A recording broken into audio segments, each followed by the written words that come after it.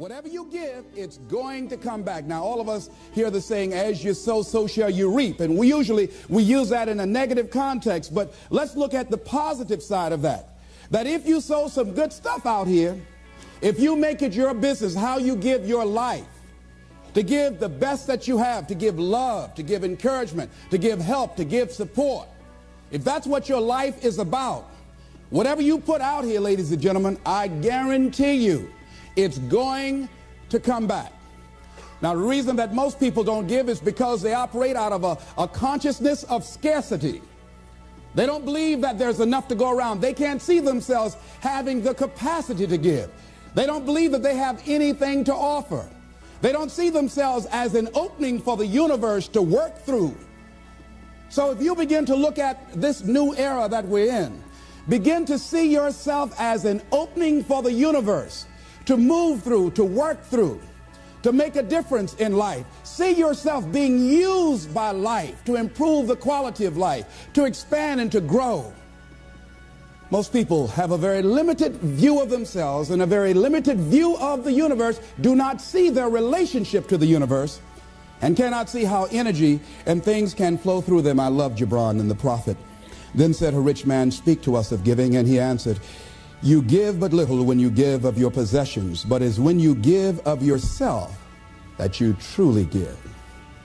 Gibran goes on to say, there are those who give little of the much which they have, and they give it for recognition, and their hidden desire makes their gifts unwholesome. And we know people who give only to be recognized.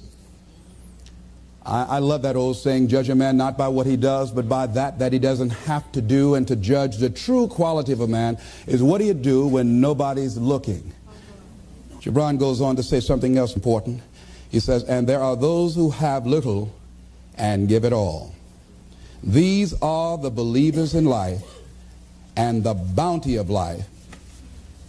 See, most people don't give, ladies and gentlemen, because they don't believe in life. Most people don't give because they don't understand the abundance in life. And so they go through life holding back on life, not understanding this also, that what you hold back from life, life holds back from you. So most of us go through life, ladies and gentlemen, not giving, and we're cheating ourselves, and you're also cheating life. See, I believe that all of us have some work to do. I strongly believe that each one of us showed up to do something, that each one of us showed up to contribute something to life. And that if we don't do it, it will not be done. See, no one is going to give Les Brown's speech. No one is going to write your book. See, if you've been given something to do, and if you don't do it, what you're doing is short-circuiting the flow of the universe. See, just imagine, if you please, we had a circle and people are standing around in this circle. And let's say we were given a bucket of love. And then I pass it to the person to the right, and they pass it to somebody else, and they pass it to somebody else, and they pass it to somebody else, and they pass it to somebody else, and it comes back to me. One of the great things about giving is that as you give, you're going to receive. What we want to do is keep the flow going, keep the flow going. If anybody gets the bucket of love and stops and holds it there, all of us suffer. They've short-circuited the flow. They've stopped what was going on, the energy that was going around. See, you are part of an equation, and you are needed. Part of why we should begin to look at how we give up our lives, that we've got to begin to see, what is it that I'm supposed to do? What is my life work? And then give ourselves to that. Because as we do that, ladies and gentlemen, I guarantee you, as you begin to take on this new era that we're in, if you decide that I'm going to begin to start living life generously, I'm going to start giving more of myself, I'm going to start putting out more, contributing more to life, here's what's going to happen, ladies and gentlemen. I guarantee you that life will take on a whole new meaning for you. I guarantee you that as you begin to give more of yourself in your work, give more of yourself in your marriage, give more of yourself in your relationships with your families and friends, give more of yourself to your talent, to your vocation, to your job or your business, as you begin to set high standards for giving that which you have been given to share in the universe, I guarantee you that life takes on a whole new dimension, that you'll be happier, You have a greater sense of happiness and fulfillment in life. Now, that doesn't mean you're not going to have some challenges. That doesn't mean that you're not going to have some problems that you'll be dealing with on a day-to-day basis. No, that doesn't mean any of that. No, that will not exempt you from that. But what it does mean that now you will begin to take off on some new paths to some newer horizons. That you'll begin to see life totally different than most people. I think that's what Henry David Thoreau meant when he said most men live in quiet desperation. That most of us go through life because we're not using that which we've been given, that we are punished, that we're going through life getting up in the morning with no reason to get up. See, once you find out your purpose in life, and once you decide that you're going to live a life of sharing and giving and contributing to life, you don't need an alarm clock to get up. That you move differently. You have more life in you. But most people are walking around dead. Most people are looking lifeless. Most people find it a hard effort to smile. Most people are abusing themselves with alcohol and drugs and evading their own greatness and holding back on themselves. For years, I was cheating myself. For years, I could have been doing exactly what I'm doing right now. But I was afraid. I didn't feel I was worthy, and I didn't want to recognize that which I had been given. I had a limited view of me, and I was literally running away from me. I mean, life sometimes chases me. I say, no, we want you to do something great. No, not me. Go get somebody else. No. You're not talking about me. No. You don't know what I've been doing. No. We want you. We can just groom you and train you and get you ready. Me, yeah. Are you sure? Me, yeah. No, not me. No, I don't know. I don't want to do that, see. And then so I just get tired of chasing. Say, come over here. Come over here. You ain't got enough sense to come. Just come over and shut up and straighten up. They just whip you so hard after a while, you say, okay. Ladies and gentlemen, one of the reasons that we should begin to give more is because we owe a debt. Reading a book, John Powell. Well, I'm afraid to tell you who I am because you might not like me, and that's all I've got. Line in there I love to quote, we are made by those who love us and by those who refuse to love us. As I talk to you right now, you're looking at a lot of people up here, ladies and gentlemen. It's not just Les Brown standing here.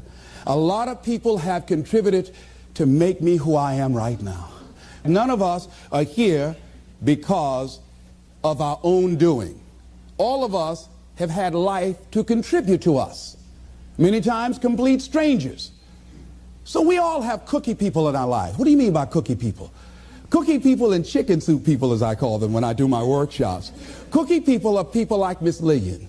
When my mother used to whip me, as a kid, and I was a bad twin, always getting in trouble. Miss Lillian would hear me screaming, and after Mama would get through, Miss Lillian would come over to the house and give me some cookies and milk.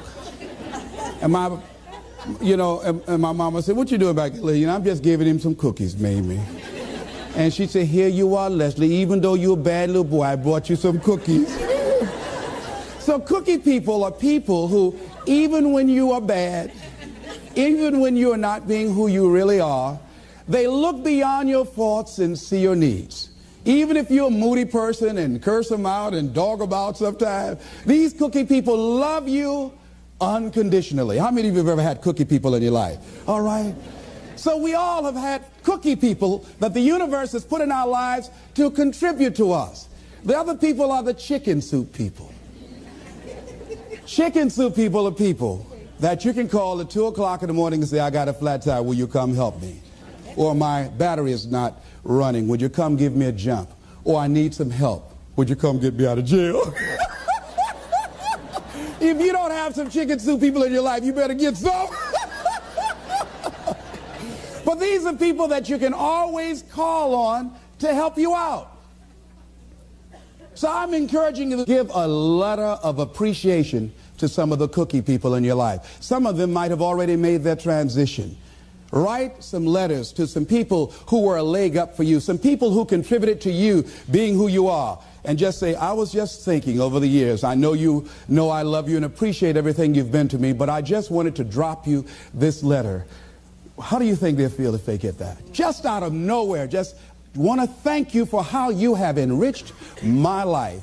You might not have thought much of it, but because of the help and assistance you gave me on that particular day, that was a turning point in my life.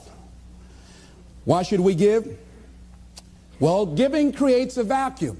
And as we know, nature abhors a vacuum. See, when you give, You create a vacuum, you are now in a position to receive. See, if I have my arms closed holding on to everything I've got, nothing is available to come in. But if I'm open, if I've created a vacuum there by giving and keeping the flow going, the stuff in the universe is going to come back to me, ladies and gentlemen. It's going to come back. Whatever you give. Whenever I go into a room and give a speech to inspire people, to help them to develop their greatness, if you get 10% of what I get, because as Bach says, we teach that which we need most. I'm not wearing any crown. I need it as much as I'm sharing it. I'm still growing. I'm still unfolding. I'm still seeking to discover my greatness. And if you get 10% of what I get when I walk out of here, see, there will be a different man walking out of here than who came in here. And as I give, the more I give to you, the more I get. Most people don't understand that. That's a law of life. Do you know that we can literally eliminate poverty overnight? We can eliminate hunger and homelessness overnight if people understood the concept of what giving means and the power in it, about the difference that it can make in our lives. I guarantee, if you go to any rundown neighborhood and interview the people there, evaluate their lifestyles and what they're doing and what they're contributing to life, and then go in a wealthy neighborhood and talk to those people and evaluate them and check out what they're doing with their energy and their time and what they're contributing to life. Here's what you're going to discover, what Earl Nightingale said. He said, our success in life is directly related to the quantity and the quality of the service that we give. I guarantee you that you will find that people who have more, people that are living the abundant life, are the contributors to life, ladies and gentlemen. They are the people that are giving more. And the people who are operating out of scarcity and poverty consciousness, these are the people that are down and out. These are the people that are complaining. These are the people that are blaming the world and everybody for where they are. But if they took that same energy and begin to invest and give something back to life. I was in New Jersey, and I had to give a political presentation to a group there that were trying to organize a community to begin to revitalize that particular community. And the guy was telling me very proudly as we were walking through a housing project, he said, the city is about to give $55 million to renovate these housing projects. I said, what a waste. He said, why would you say that? I said, let me ask you something. And the person that was standing next to him, I said, do you live in this building here? He said, yes. I said, how many families live here? He said, 6 families. I said, we walked in the door and we can smell the stench of urine. Does it take a genius to go down to the store and perhaps sacrifice buying 3 packs of cigarettes and buy some Tide soap and water and come back here and wash this stench out of here? Does it take a genius to get a can of paint and paint over the graffiti and repair the mailbox? Does it take a genius for that? I say to you, you pour the money in these housing projects and you don't change the people that are living in the projects, before you are completed, they'll be right back to where they were before.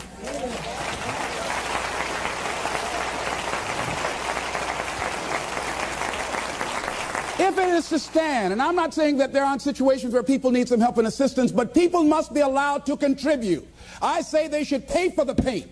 I say they should pay for the mailboxes to be repaired and the windows to be broken. And I guarantee if the children go outside throwing a ball, they say, don't you hit that window, you fool. You know how much I paid for that window?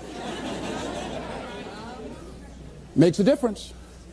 People need to be given the opportunity to contribute and invest in life. And then life is appreciated.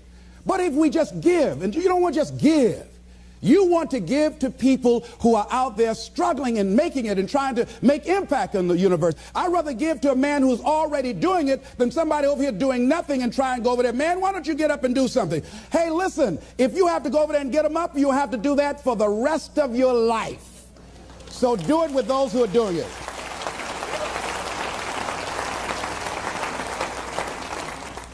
So you want to keep the flow going by working with people who are contributors to life. Leave the dead people alone that are taking away from life. There's a scripture, when I heard it, I couldn't understand it. I say, how cold? He that hath shall get, and he that hath not, even that he has shall be taken away. I said, now that's not fair. Ladies and gentlemen, that is fair.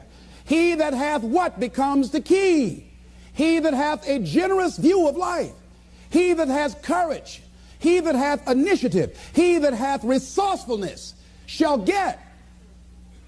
But if you're like the guy that I was in a hotel and asked him, I said, look here, I said, he was a bellman. I said, I need to get my shoes shined. Oh, I don't shine shoes. Oh, how long you been working here? Oh, about 3 months. What were you doing before then? Oh, I just got out of the joint. Yeah? You don't shine shoes. That's beneath you, but it was okay to steal. That's not beneath you, huh? See, another guy was ex-offender. I was telling him I had a job for him. What kind is it? What do you care?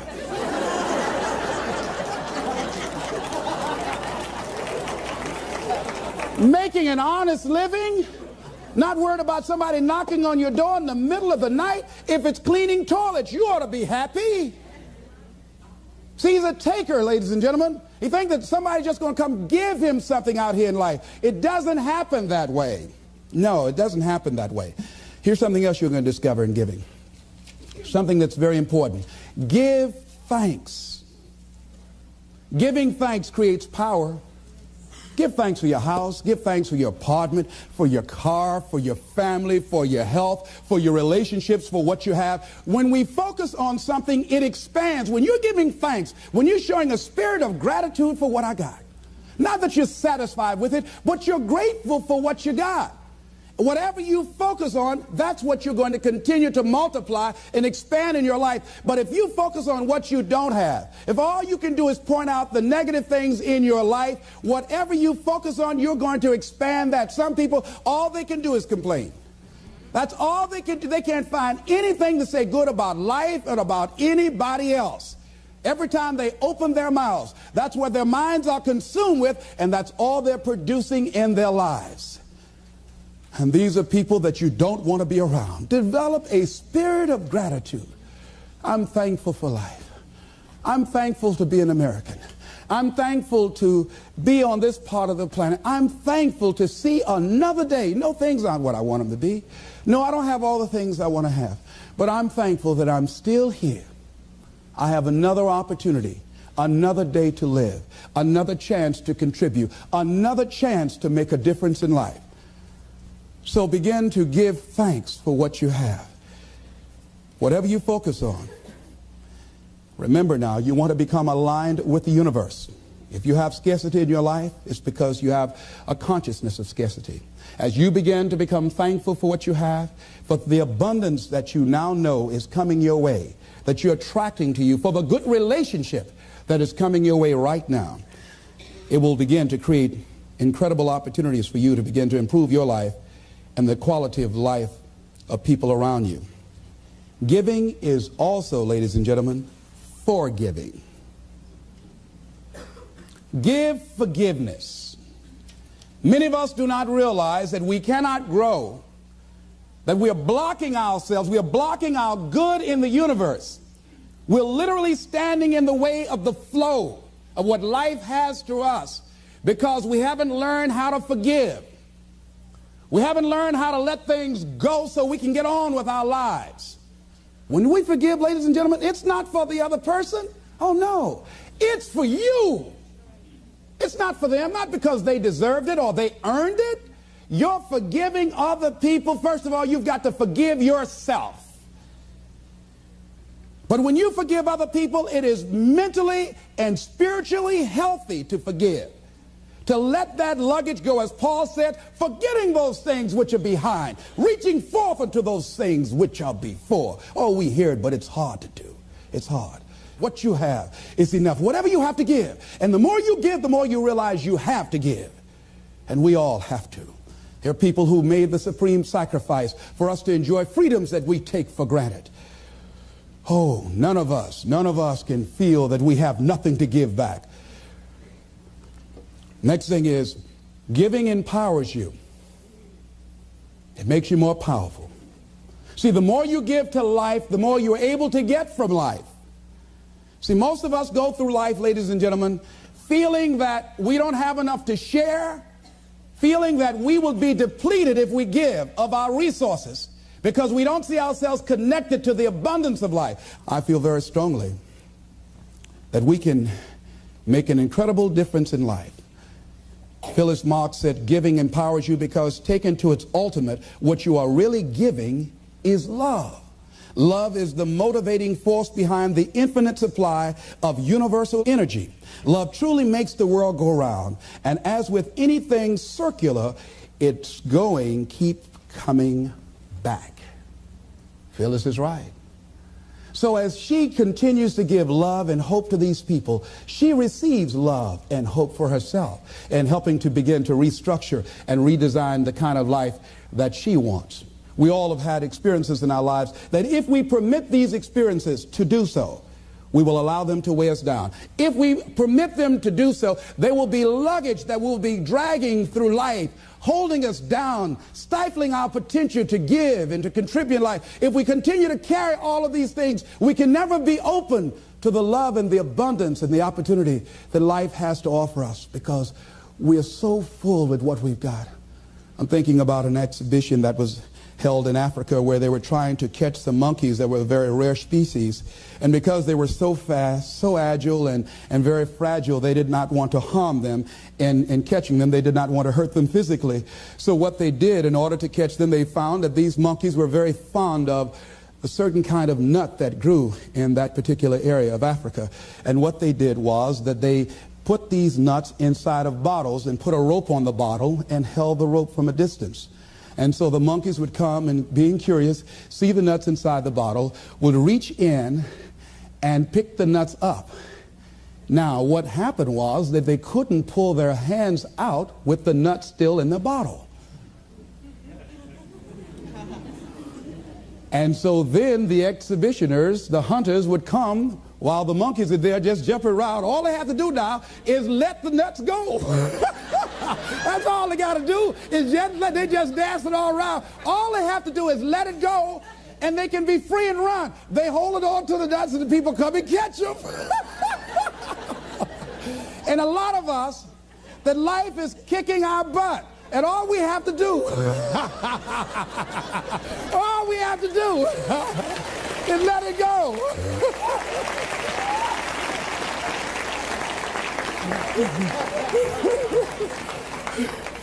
We just keep holding on like we crazy.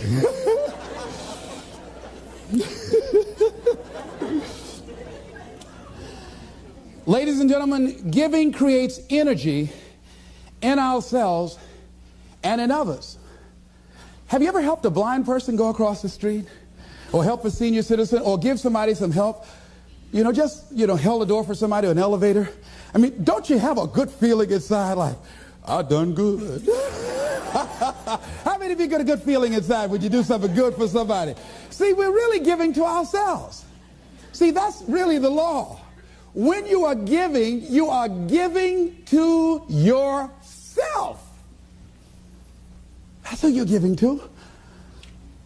So you want to give yourself some good gifts. There's a principle underlying the concept of giving.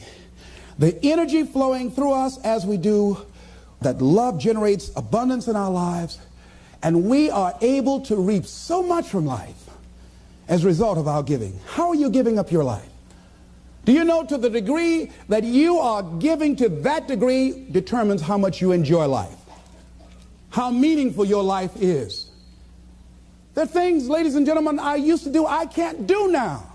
That is unbecoming for the role that I have selected with where I am in my life and what I want to contribute to life. It is inconsistent. I can't do it. Even if I desire to do it, I can't do it. No, because it doesn't fit, because of my vision of myself and the contribution that I want to make to life. Because it's not enough to give the message, you must also be the message.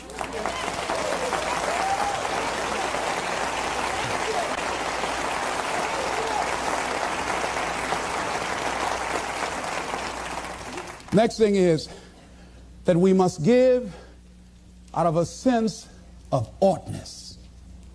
Immanuel Kant, in the book called Critique of Pure Reasoning, he says sometimes we must give out of a sense of oughtness, that certain things that happen, that we just say something ought to be done about this.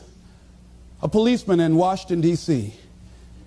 was working one of his patrol areas, and he came up to a car in a park, and the car was running, and he saw a figure slumped over the stern wheel. He got there looking in with a flashlight, and he saw a 14-year-old boy with a bullet through the back of his head. And he said, oh no, he has a son himself. That could have been his son. And he says, something ought to be done. We're losing too many young people. And so this man went home. He had like several $1,000s worth of exercise equipment in his basement.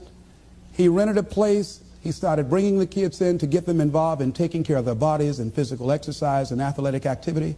He now has expanded that to getting them involved in entrepreneurial ventures, saying that this is a free enterprise system, and the more enterprising you are, the freer you are.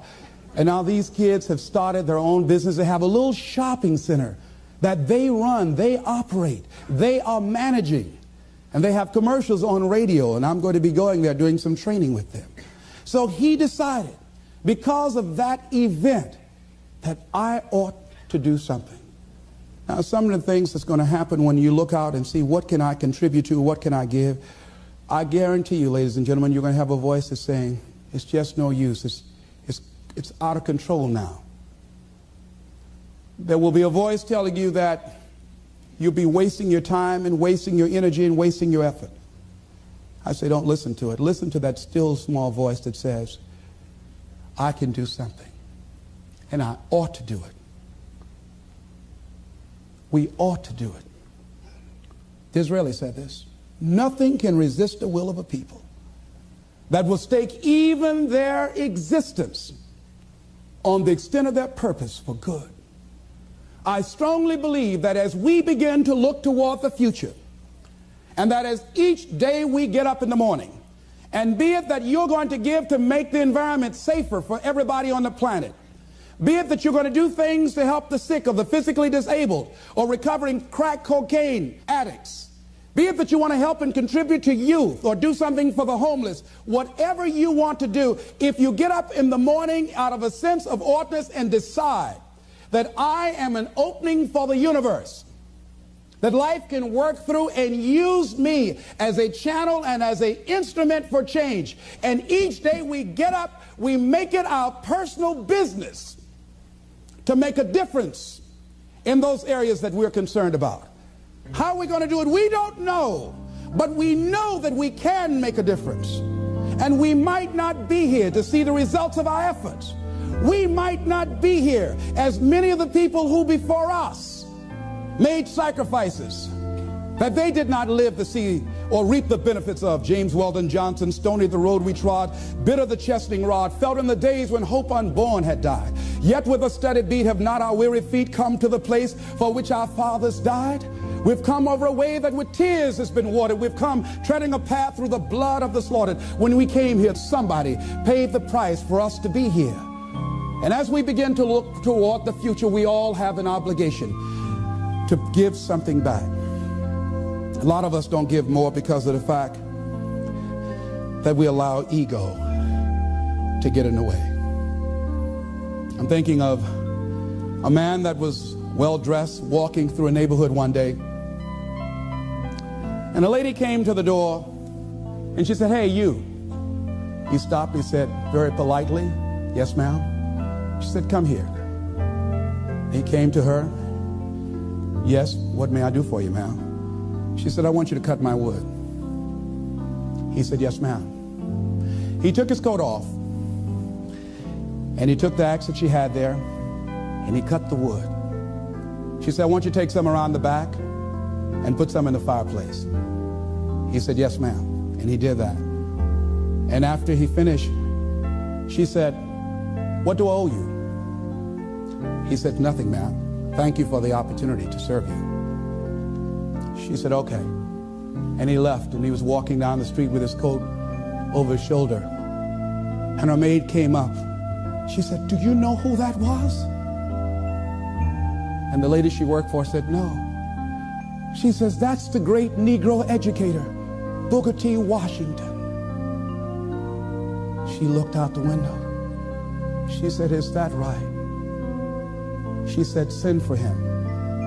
And that lady that Booker T. Washington went in and cut the wood for contributed several $1,000,000 to his dream of building an institution of higher learning, Tuskegee Institute, that is standing today.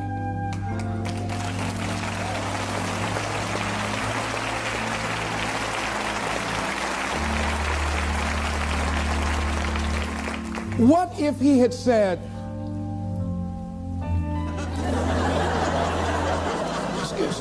you said do what? Cut your wood. Don't even come up in here with that kind of stuff.